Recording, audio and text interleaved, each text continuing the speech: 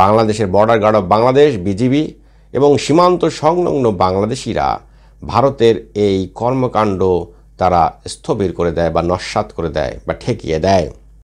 আসসালামু আলাইকুম ওয়া রাহমাতুল্লাহ। প্রিয় দর্শক, সবাইকে আজকের এই ভিডিওতে স্বাগতম। গত 5ই আগস্ট 2024 সালে বাংলাদেশের দ্বিতীয় স্বাধীনতা অর্জিত হয়। বাংলাদেশের দ্বিতীয় স্বাধীনতা অর্জনের পর প্রফেসর ডক্টর মোহাম্মদ ইউনূসের নেতৃত্বে একটি সরকার গঠিত হয় এবং সেই সরকারটি বাংলাদেশের দায়িত্ব গ্রহণের পর থেকে বাংলাদেশের তথাকথিত বন্ধুপ্রতিম প্রতিবেশী দেশ ভারত বাংলাদেশকে বিভিন্নভাবে ক্ষতিগ্রস্ত ও বিপদগ্রস্ত করার চেষ্টা করেছে। আজকের এই ভিডিওর মাধ্যমে আমরা দেখব যে ডক্টর মোহাম্মদ ইউনূসের নেতৃত্বাধীন সরকারটি বাংলাদেশের ক্ষমতা গ্রহণের পর ভারত কোন কোন উপায়ে বাংলাদেশকে ক্ষতিগ্রস্ত ও বিপদগ্রস্ত করার চেষ্টা করেছে এবং প্রতিটি ক্ষেত্রে ভারতের রাজনীতিবিদেরা ডক্টর মোহাম্মদ ইউনূসের সরকারটির বিপরীতে পরাজিত হয়েছে এবং বারবার পরাজিত হওয়ার পর ভারত সর্বশেষ তাদের সেনাবাহিনী প্রধান জেনারেল উপেন্দ্র দ্বিবেদীকে সামনে নিয়ে এসেছেন এবং ডক্টর মোহাম্মদ ইউনূসের নেতৃত্বাধীন সরকারটির মুখোমুখি নিয়ে এসেছেন। জেনারেল উপেন্দ্র দ্বিবেদী সম্প্রতি উল্লেখ করেছেন যে বাংলাদেশ ও ভারতের যে সম্পর্ক সেটা স্বাভাবিক হবে তখনই যখন বাংলাদেশে নির্বাচিত সরকার ক্ষমতায় আসবে। জেনারেল উপেন্দ্র দ্বিবেদীর এই উক্তিটি আমরা বিশ্লেষণ করব এবং উক্তিটির প্রথম আলোর পাঠকরা কিভাবে নিয়েছেন সেটাও আমরা বিশ্লেষণ করব। প্রথমে শুরু করা যাক যে ডক্টর মোহাম্মদ ইউনূসের নেতৃত্বাধীন সরকারটি বাংলাদেশের ক্ষমতা গ্রহণের পর ভারত কী করেছিল। ডক্টর মোহাম্মদ ইউনূস ক্ষমতা গ্রহণের পরপরই ভারত বাংলাদেশের সাথে কোনো রকম কমিউনিকেশন না করে বিভিন্ন স্থানের বাঁধগুলো ছেড়ে দিয়ে বাংলাদেশের ফেনী, নোয়াখালী, কুমিল্লা, সিলেট প্রভৃতি অঞ্চলে এক ব্যাপক বন্যার সৃষ্টি করে এবং ওই সমস্ত এলাকায় যান ও মালের ব্যাপক ক্ষতি সাধন হয়। বাংলাদেশের সাধারণ মানুষ এবং প্রবাসী বাংলাদেশিরা কাঁধে কাঁধ মিলিয়ে বাংলাদেশের এই সমস্যা সমাধান করার চেষ্টা করে। ভারত এখানে অনেকটাই ব্যর্থ হয়। এরপর বাংলাদেশের সীমান্ত সংলগ্ন যে পাহাড়গুলো রয়েছে সেখানে বিভিন্ন সশস্ত্র জঙ্গি সংগঠনগুলোকে ভারত উস্কিয়ে দেয়। ফলে সেই জঙ্গি সংগঠনগুলো বাংলাদেশের স্বাধীনতা এবং সার্বভৌমত্বের উপরে আঘাত হানে। ডক্টর মোহাম্মদ ইউনূস সরকারটি সেই ষড়যন্ত্র অত্যন্ত সুন্দরভাবে নস্যাৎ করে দেয়। ভারতের নোংরা রাজনীতি এখানেও পরাস্ত হয়।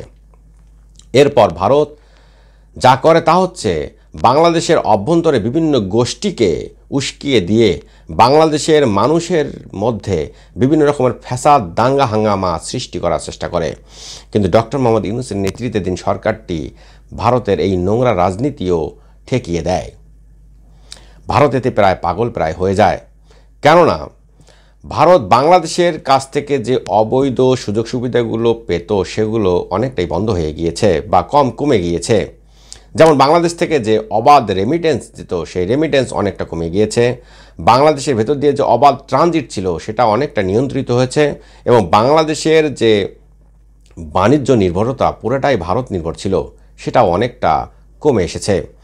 ফলে ভারতের রাজনীতি বাংলাদেশের ডক্টর মোহাম্মদ ইউনূসের নেতৃত্বাধীন সরকারটির কাছে বারবার পরাস্ত হয়ে ভারত সর্বশেষ তাদের যে সেনাবাহিনী প্রধান জেনারেল উপেন্দ্র দ্বিবেদীকে সামনে নিয়ে এসেছেন। আর তাই তো উপেন্দ্র দ্বিবেদী উনি উল্লেখ করেছেন যে বাংলাদেশ ও ভারতের সম্পর্ক স্বাভাবিক হবে তখনই যখন নির্বাচিত সরকার ক্ষমতায় আসবে। কিন্তু কেন উপেন্দ্র দ্বিবেদী সামনে চলে আসলেন, এর পিছনের ঘটনা কি? আমরা দেখেছি যে সম্প্রতি বাংলাদেশ এবং ভারতের সীমান্তে বেশ উত্তেজনা দেখা দিয়েছে। ভারত বাংলাদেশের সাথে কোনো রকম কমিউনিকেশন না করে সীমান্ত সংলগ্ন বিভিন্ন কাঁটাতারের বেড়া দেওয়ার চেষ্টা করছে। প্রিয় দর্শক, এখানে উল্লেখ থাকে যে আন্তর্জাতিক আইন অনুযায়ী কোনো সীমান্তের বা নো ম্যানস ল্যান্ড থেকে 150 গজ দূরে তারা চাইলে তাদের দেশের ভেতরে কাঁটাতারের বেড়া স্থাপন করতে পারে। কিন্তু ভারত আন্তর্জাতিক এই আইনটি অমান্য করে তারা নো ম্যানস ল্যান্ডের 20 থেকে 30 গজের মধ্যে কাঁটাতারের বেড়া দেওয়ার চেষ্টা করছিল। বাংলাদেশের border guard of Bangladesh BGB এবং সীমান্ত সংলগ্ন বাংলাদেশিরা ভারতের এই কর্মকাণ্ড তারা স্থবির করে দেয় বা নস্যাৎ করে দেয় বা ঠেকিয়ে দেয়। ভারত যা আরও অপকর্মটি করছিল দীর্ঘদিন ধরে এই সীমান্তে তা হচ্ছে যে 2013 সাল থেকে 2024 সাল পর্যন্ত তারা 300 বাংলাদেশিকে সীমান্তে হত্যা করে, অথচ আন্তর্জাতিক আইন অনুযায়ী নিরস্ত্র ব্যক্তিকে সীমান্তে হত্যা করা আন্তর্জাতিক আইনের পরিপন্থী। কিন্তু ভারত যেন কোনো আন্তর্জাতিক আইন মানতে চায় না। এ সম্পর্কে ভারতের যে হাই কমিশনার বাংলাদেশে রয়েছে তাকে তলব করা হলে উনি বাংলাদেশ ভারত সীমান্তে যে ভারত কাঁটাতারের বেড়া দেওয়ার চেষ্টা করছিলেন সে সম্পর্কে জিজ্ঞেস করা হলে হাই কমিশনার বলেন যে শেখ হাসিনার সাথে যে চুক্তি হয়েছে সেই চুক্তি অনুযায়ী তারা কাঁটাতারের বেড়া স্থাপন করছিল। প্রিয় দর্শক, এখানে উল্লেখ করতে হয় যে শেখ হাসিনা আসলে সত্যিকার অর্থে কোনো রাজনীতিবিদ ছিলেন না। উনি ছিলেন একজন অশিক্ষিত মহিলা। ওনার ক্ষমতাই ছিল শেষ কথা, এবং ক্ষমতায় থাকার জন্য উনি বাংলাদেশের স্বাধীনতা সার্বভৌমত্ব ভারতের কাছে বিকিয়ে দিয়েছিলেন। কিন্তু জেনারেল উপেন্দ্র দ্বিবেদী যে উক্তিটি করেছেন সেটা অনেকটা বিশ্লেষণের দাবি রাখে। কেননা উনি বলেছেন যে বাংলাদেশ ভারতের সম্পর্ক স্বাভাবিক হবে তখনই যখন বাংলাদেশের নির্বাচিত সরকার ক্ষমতায় আসবে। এর অর্থ হচ্ছে ডক্টর মোহাম্মদ ইউনূসের নেতৃত্বাধীন সরকারটির সাথে ভারত নেগোসিয়েশন করে কোনোভাবেই পেরে উঠতে পারছে না, বা বাংলাদেশ থেকে ভারত যে বিভিন্ন রকমের অবৈধ সুযোগ সুবিধা নিত সেই সুযোগ সুবিধাগুলো তারা পাচ্ছে না বিধায় তারা ডক্টর মোহাম্মদ ইউনূসের নেতৃত্বাধীন সরকারটিকে আর চাচ্ছে না। তারা চাচ্ছে একটা নির্বাচিত সরকার।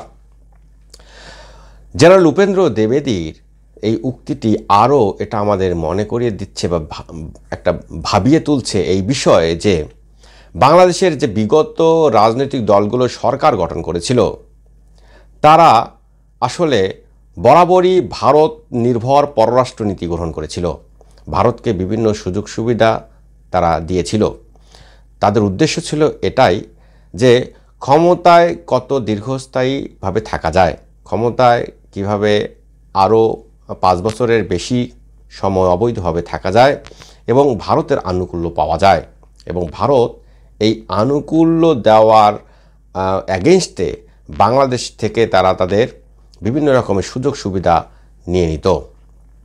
তাই আজকের এই ভিডিওর মাধ্যমে বাংলাদেশের রাজনৈতিক দল তথা রাজনৈতিক ব্যক্তিবর্গের উদ্দেশ্যে যে বার্তাগুলো দিতে চাই তা হচ্ছে যে আপনাদের রাজনীতির ক্ষেত্রে অবশ্যই একটা স্ট্যান্ডার্ড সেট করতে হবে। বাংলাদেশের স্বাধীনতা এবং সার্বভৌমত্বকে সর্বদা সামনে রাখতে হবে এবং এটার সাথে কোনো রকম কম্প্রোমাইজ করা যাবে না। আপনাদের রাজনীতি করতে হবে বাংলাদেশের সাধারণ মানুষের জীবন জীবিকার মান উন্নয়নের জন্য। আপনাদের রাজনীতি করতে হবে বাংলাদেশকে সামনের দিকে এগিয়ে নিয়ে যাওয়ার জন্য। নিকট অতীতে আমরা দেখেছি যে শত কোটি হাজার কোটি টাকার মালিক হলেও তাদের যে লজ্জাকর যে পরিণতি হয়েছে সেইটা থেকে আপনাদের শিক্ষা নিতে হবে। আপনাদের নীতি এবং নৈতিকতা হতে হবে আকাশ সমান। বাংলাদেশের স্বাধীনতা বাংলাদেশের স্বার্থের বিপরীতে যায় এমন কোনো চুক্তি করা যাবে না। আপনাদের মনে রাখতে হবে যে বিদেশি কোনো প্রভু আপনাদেরকে চিরস্থায়ীভাবে ক্ষমতা দিতে পারবে না এবং সর্বশেষ বাংলাদেশের জনগণই সকল ক্ষমতার উৎস। প্রিয় দর্শক, উপেন্দ্র দ্বিবেদী যে উক্তি করেছেন এই উক্তিটির অ্যাগেনস্টে যে প্রথম আলোর পাঠকরা রয়েছে তারা যে রিয়াকশন দিয়েছে সেটা অত্যন্ত চিন্তার বিষয়। জেনারেল উপেন্দ্র দ্বিবেদীর এই উক্তিটি নিশ্চয়ই বাংলাদেশের যে স্বার্থ সেই স্বার্থের বাহিরে যায়। কেননা ডক্টর মোহাম্মদ ইউনূসের নেতৃত্বাধীন সরকারটি বাংলাদেশকে ঠিকমতো সামনের দিকে এগিয়ে নেওয়ার সব চেষ্টাই তারা করছে, অথচ উপেন্দ্র দ্বিবেদীর এই উক্তিটি এটাকে ভালোবেসেছে 30%, এটাতে খুশি হয়েছে 50%, মানে 80% পাঠক জেনারেল উপেন্দ্র দ্বিবেদীর এই উক্তির সাথে যেন একমত। আর এখানে যে প্রায় 20 থেকে 22% পাঠক রয়েছে তারা আসলে খুশি না, এই 20% পাঠক খুশি না উপেন্দ্র দ্বিবেদীর এই উক্তিটিতে। এবং প্রথম আলোর এই যে কমেন্ট সেকশন, এই কমেন্ট সেকশনটি অফ করে রাখা ছিল প্রায় 2 ঘন্টা। এই 2 ঘন্টায় একটা কমেন্টও এখানে আসেনি। তাই এখানে প্রশ্ন থেকে যায় যে জেনারেল উপেন্দ্র দ্বিবেদীর যে উক্তিটি করেছে সেটা বাংলাদেশের স্বাধীনতা, সার্বভৌমত্ব, উন্নতি এগুলোর সাথে আসলে মানানসই নয়। আর এই মানানসই নয় বিষয়টি লুফে নিয়েছে প্রায় 80% পাঠক। আর 20% পাঠক তারা উপেন্দ্র দ্বিবেদীর উপরে নাকশ হয়েছেন। কিন্তু প্রথম আলো কীভাবে এই জিনিসটা এখানে প্রেজেন্ট করলো সেটাই চিন্তার বিষয়। এবং এখানে কমেন্ট সেকশন প্রায় 2 ঘন্টা পর্যন্ত কেউ কমেন্ট করেনি, তাহলে কমেন্ট সেকশন বন্ধ ছিল, যেটাও আসলে চিন্তার উদ্রেক করে। তাই বাংলাদেশের সাধারণ মানুষকে প্রথম আলোর বিষয়ে অত্যন্ত সচেতন এবং সজাগ থাকতে হবে। প্রিয় দর্শক, আজকের এই ভিডিও এখানেই শেষ করছি। আবার নতুন কোনো ভিডিও নিয়ে আপনাদের সামনে আসবো। আসসালামু আলাইকুম ওয়া রাহমাতুল্লাহি ওয়া বারাকাতুহু।